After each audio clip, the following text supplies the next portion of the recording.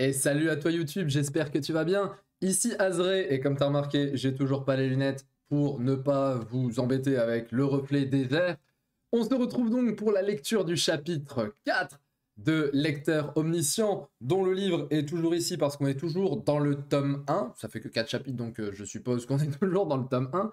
J'ai toujours pas ouvert d'ailleurs, puisqu'on découvre ensemble avec vous les chapitres qui sont ici, là. Tout ça ici. On a vu donc dans le chapitre 3, un chapitre 3 qui était un petit peu plus calme que les deux précédents, en tout cas sur la structure, mais c'est surtout le chapitre où on a compris que le monde était en train de fusionner en fait avec l'histoire que Kim Dok-ja, notre personnage principal dans ce webtoon, donc le monde était en train de fusionner avec l'histoire que lisait Kim Dok-ja, donc l'histoire qui s'appelle Guide du survivant, ou le nom un petit peu plus long, 3 façons de survivre dans un monde en ruine. Il y a un truc intéressant, c'est qu'on a l'apparition donc d'un personnage secondaire qui est Lee Sion-Nyon, je sais plus comment il s'appelle, désolé pour son nom, mais on va l'appeler Lee. Yeon-Seon peut-être. Donc Lee qui est un personnage secondaire, dans le bouquin c'est le chevalier d'acier ou la lame d'acier. Bon là pour l'instant il est dans la vie réelle, c'est un militaire de l'armée coréenne. Ah oui, militaire, forcément de l'armée coréenne. Et il est donc dans le wagon, ils sont tous coincés dans un wagon. Je rappelle, Dokaebi, une espèce de personne, de créature un petit peu mythologique, qui a décidé de mettre le bazar dans le monde. Ils ont des espèces de missions. Donc première mission, il faut tuer les gens autour de toi si tu veux survivre. Et donc là, dans le chapitre 3, on voit que ceux qui ne font pas ce choix-là de tuer les gens meurent parce qu'ils explosent tous les uns après les autres. Et on voit dans le lycée pour jeunes filles de Taipong, une jeune fille justement, j'ai perdu son nom, Lee Ji-hee, je crois que c'est ça. Lee Ji-hee. Écrivez en commentaire les gars, aidez-moi, help. Et elle a justement tué quelqu'un, elle l'a étranglé. Et c'est la seule survivante donc du lycée. On a vu aussi dans ce chapitre 3 que le gouvernement coréen avait été rayé de la carte directement, donc ça y est, il n'y a plus de gouvernement, les gens sont livrés à eux-mêmes, et on a aussi une dernière information, c'est que si un personnage secondaire comme Lee Seo-young est apparu, qu'en est-il du personnage principal du livre que lit Kim Dok-ja, dont on n'a pas encore le nom d'ailleurs, le personnage principal. Kim nous dit qu'il est censé apparaître dans pas très longtemps, peut-être qu'on va le voir donc dans le chapitre 4. C'est parti pour la lecture du chapitre 4 et la react. Let's go! Donc là on est, il vient de se passer une dinguerie. Ils viennent de voir justement la fameuse survivante.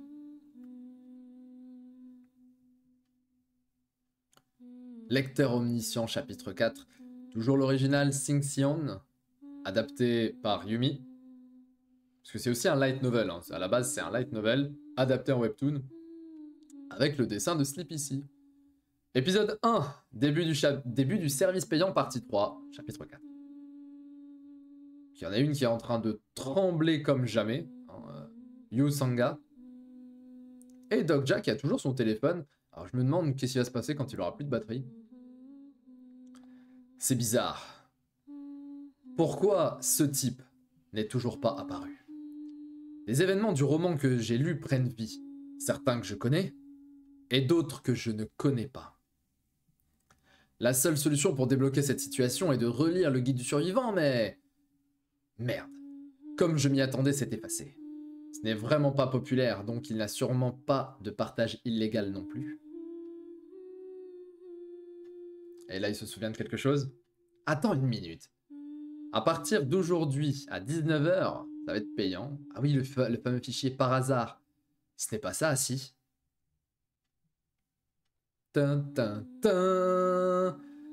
Oh, ok, il a tout le bouquin en un fichier. Les 3 façons de survivre dans un monde en ruine. Donc là, il prend, tac, il ouvre, il lit. Il a toute l'histoire. Donc il lui a offert toute l'histoire. Ah bah tu m'étonnes. Ça, j'aime bien. Ça, c'est cet humour-là. Alors j'espère que cet humour-là, on va l'avoir pendant tout le webtoon. Parce que j'aime trop ça. Ah ouais, non mais enregistre. L'auteur m'a envoyé le fichier de son propre roman comme cadeau. Ce n'est pas un partage illégal, si. Enfin, ça n'a pas d'importance vu que je le reçois de l'auteur. Ah. Ok. Obtention de caractéristiques exclusives. Compétences spéciales activées. Hein, on est un petit peu dans un RPG. Tous les survivants dans le guide du survivant obtiennent des caractéristiques exclusives et deviennent ainsi capables d'utiliser leurs compétences spéciales. Comme dans un jeu. Ah, ça pourrait peut-être leur donner la capacité d'utiliser les éléments, la foudre, le temps, la téléportation, enfin tous ces trucs-là qu'il y a toujours dans les jeux vidéo. Fenêtre de caractéristiques. Si c'est ça, j'ai besoin de savoir ce que sont ces caractéristiques et compétences. Impossible d'activer la fenêtre de caractéristiques. Quoi? Donc là, il y a un truc intéressant, c'est qu'il ne le dit pas, il le pense. Fenêtre de caractéristiques, donc c'est en le pensant que ça s'active. S'agit-il d'un bug? Si je ne peux pas accéder à cette fenêtre, je ne peux pas savoir quelles caractéristiques et compétences je possède. Il a le seum. J'ai pas le choix. Commençons par lire le fichier. Grâce à votre caractéristique spéciale, votre vitesse de lecture augmente. Oh! Ah mais il peut tout lire à la vitesse de l'éclair en fait. Ça veut dire qu'il lit tout, il comprend tout et oh ouais. Il a pas besoin de chercher dans ses 3125 chapitres. Incroyable, il a tout lu d'un coup. C'est ça ma caractéristique. Ça m'a pris à peine 1 minute pour lire la première partie du guide du survivant. Cependant, grâce à ça, j'ai trouvé. Ah ouais, en plus, en regardant, paf, il vit ceux rassemblés à la porte arrière du wagon 3707. La roulette du briquet qu'il tenait fermement était froide. Dans cette vie, il ne faisait aucune erreur. Pour atteindre son but, il utilisait tous les moyens. Les expressions effrayaient les gens. Il n'éprouvait aucun remords. Voilà. Et ils sont dans le wagon 3807. Ok, donc c'est le wagon d'à côté, en fait. C'était la 3707. Tout s'expliquait. Le fait qu'avec le développement du roman que je connaissais, coexistait un développement un peu différent. Mon wagon était le wagon juste derrière celui dans lequel se situait le personnage principal du prologue. Du prologue. Donc il y a d'autres personnages principaux. Oh, c'est trop bien. Ça défonce. Franchement, là, je suis en train de kiffer. Je prends mon pied, c'est trop bien. Donc, dans sa lecture, il y a l'histoire qui se passe à côté, dans le wagon d'à côté, mais lui, il connaît pas en fait ce qu'il est en train de vivre. Attends, si c'est ça, quel est le destin des personnes se situant ici dans le wagon 3807? Dokja, on ne devrait pas stopper ça? De l'autre côté, de la fenêtre floue, il observa le wagon 3807, qui était devenu un chaos. Il était déjà trop tard de ce côté. On ne pouvait plus rien faire. De toute façon, les survivants de ce wagon n'étaient que 2. Ah merde. Ah, je suis déjà d'humeur merdique et en plus, tu essaies de t'enfuir.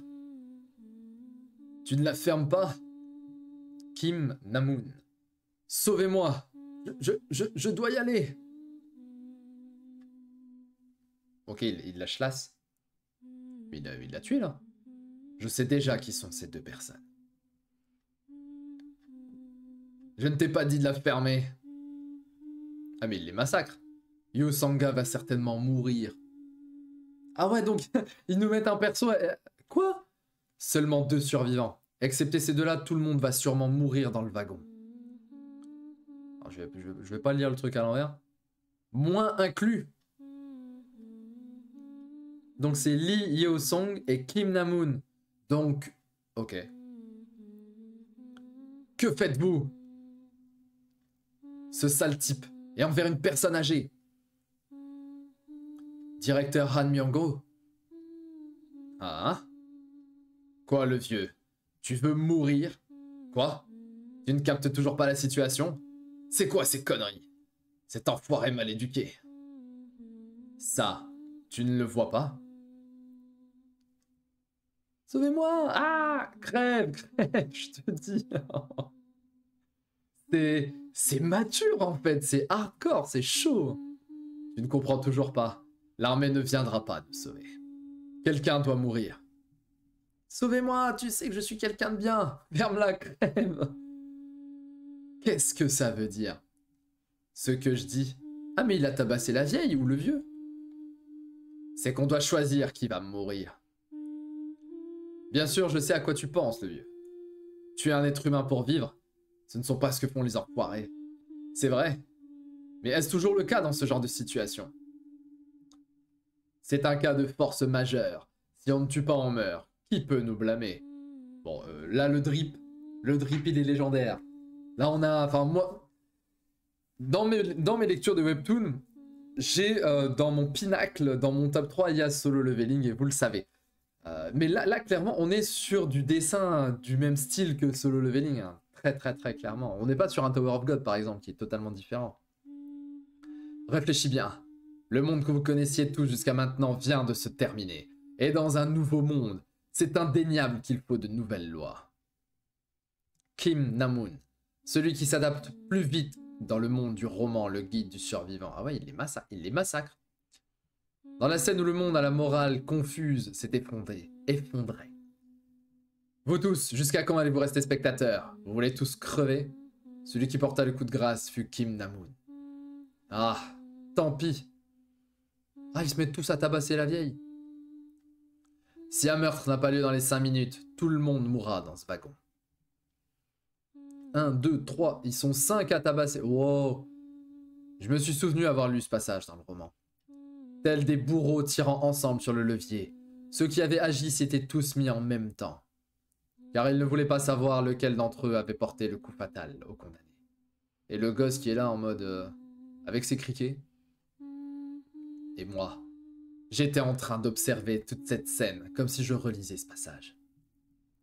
Comme si j'observais quelque chose qui se passait dans un autre monde.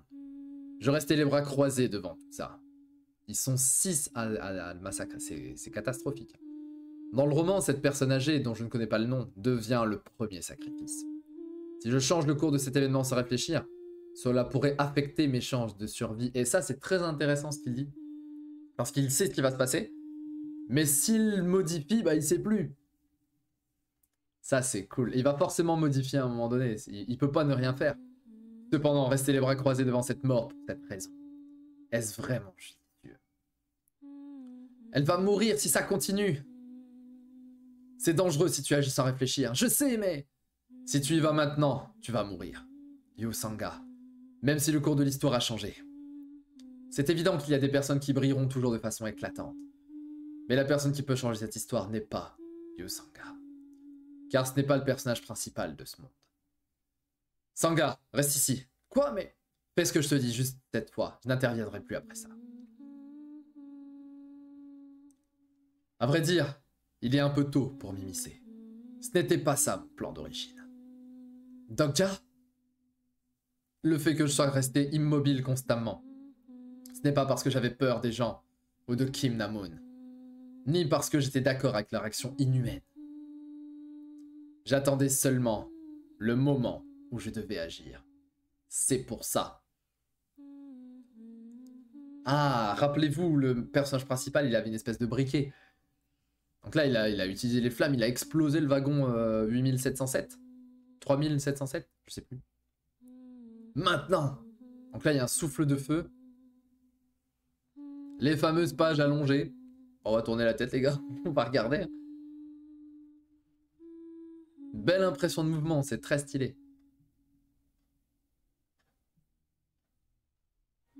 Pour la fameuse quête qui n'a pas changé, t'en restant 7 minutes. Et fin du chapitre. Ça passe trop vite. Ça passe trop vite. Ces chapitres passent beaucoup trop vite. Alors je vais remettre un peu sur voilà, cette planche est très jolie. On va se mettre un peu comme ça, voilà. Je trouve cette planche très très jolie. Il est en train d'attaquer, donc... Qu'est-ce qu'on peut tirer de ce chapitre? Bah tout simplement qu'il est dans la merde. Là, il est dans une merde noire. Il y a l'apparition de Kim Namun, qui a l'air d'être un antagoniste, qui a l'air d'être un des deux donc survivants du wagon 3707. Je n'ai plus le chiffre du wagon, mais on s'en fiche. Du wagon où il n'y a pas le protagoniste, le personnage principal. Mais on peut quand même se poser la question, est-ce que les deux survivants vont vraiment être les deux survivants? Logiquement non, puisque notre héros du webtoon, c'est Kim Dokja. donc il est censé survivre. Ça veut dire que à partir de là, peut-être maintenant au chapitre 5, il va influencer le cours de l'histoire, le cours de l'aventure, le cours du récit et du roman. J'ai hâte de voir. Alors, autre chose qu'on a vu qui était intéressante, c'est les fameuses capacités caractéristiques qui se mettent avec des fameuses fiches de jeux vidéo, comme quand on fait pause dans un JV et hop, petite fiche caractéristique et compétences. Ça veut dire qu'on risque d'avoir un monde fantastique complètement, avec des mages, des assassins, des sorciers, des guerriers, des paladins, des prêtres. On risque d'avoir un petit peu ce truc-là, donc potentiellement des monstres avec des trolls, des dragons, des ogres. Ça risque d'être extrêmement badass. Bon, pour l'instant, l'aventure avance, mais c'est vraiment tout doucement pour l'instant. Les chapitres sont quand même relativement courts, je trouve. Donc, chaque chapitre, il n'y a pas grand-chose à dire, mais l'histoire, au fur et à mesure, fait que on est pris. Je suis très très pris dedans. Et on va se retrouver, bien évidemment, demain pour le chapitre 5. Sauf si vous enchaînez tous les épisodes, et je sais que vous allez enchaîner tous les épisodes. On se retrouve à la prochaine vidéo. Dans tous les cas, c'était Azré. Abonne-toi, le pouce, le commentaire. Ciao, ciao, ciao. Rendez-vous chapitre 5.